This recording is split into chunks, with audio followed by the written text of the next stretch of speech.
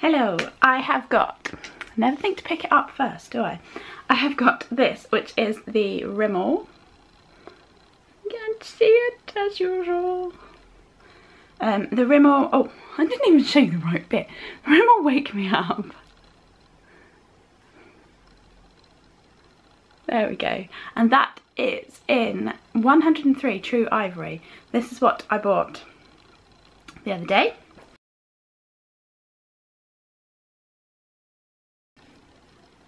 But it feels quite nice. It feels like it's going on nicely. And it gives a nice kind of like, I don't know what, kind of smooth feeling to the skin. I don't know quite how to describe it. I'm not very good at this. But it doesn't seem to be standing out anywhere. Or the problem I get is that it kind of gets into the dry bits and the hair on my forehead. You know, you're not meant to have hairy foreheads, everyone, you girls, but it happens. And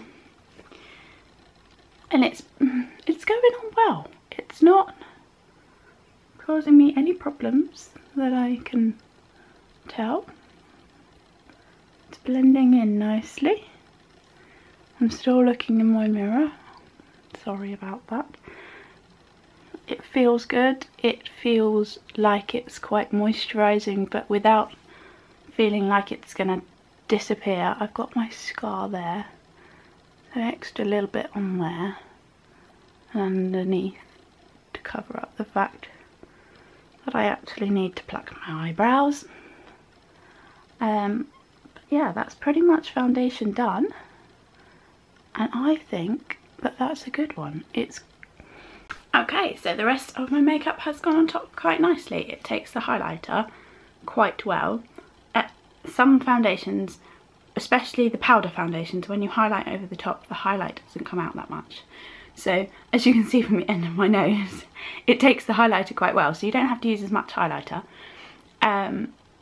It's stayed nicely as I've done everything. It's not moved. As you can see, I am quite shiny, more this side than this side. I think when I do my makeup in the bathroom, the window is this side of my face. So this is the side that I tend to put more highlighter because the window is highlighting me anyway and I don't think I've put enough on. So yeah, never mind.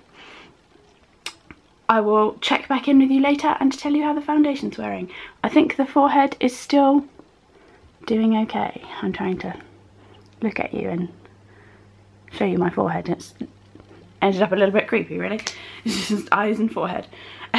But yeah, I think the forehead, where I have the problem with the dry patches at the moment, seems to be doing okay. Around my nose is doing very well, which is also another dry area. I have dry areas on my eyelids, but they are not happening at the moment, so I'm lucky there. Yeah, I'll check in and let you know.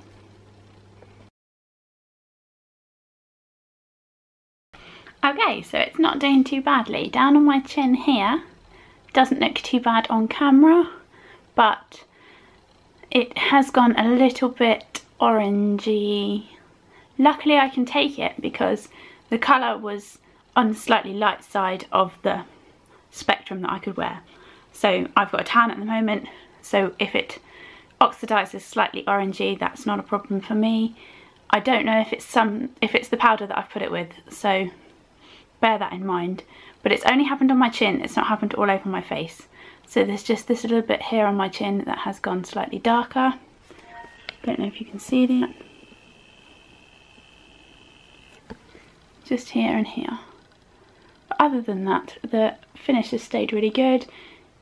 The colour is slightly starting to creep back through here, but this is also where I put bronzer, so it may be bronzer colour mixing in with the pinkness anyway. It's stayed nice down here. It's still pretty much covering on my chin and on my forehead. It's not gone too patchy yet. It's starting a little bit to cling, but nothing major and nothing bad. Nothing that is noticeable from this distance, which is, this has got to be talking distance to people. So unless you get really close to my face, this is holding up really nicely.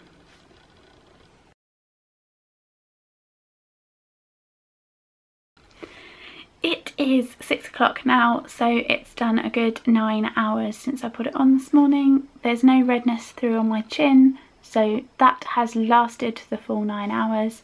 On my nose there's very little redness, and the highlighter bit has stayed on the tip of my nose, so it holds its powder really well. It has on my cheeks as well. It's held the highlight up here and the blusher, and not so much of the underneath, but on the cheekbones it's held it, and what can you expect after 9 hours? It has sunk into the dry patches on my head, but not really any more than lunchtime, so I'm quite pleased with that. I think, as we said before, from a talking distance it still looks perfectly acceptable, which is really good for a moisturising foundation, because normally they don't last that long. So I think it's been a good 9 hours, it's been a good test. It's not too warm today, but on a colder day you may even get 12 hours out of it if you have skin like mine. I would highly recommend it. I haven't felt it at all today, it hasn't seemed cakey, it hasn't slid, and I've been really pleased with it. So it's a big thumbs up from for this one from me. Hopefully see you again soon. Subscribe if you've liked it. Bye!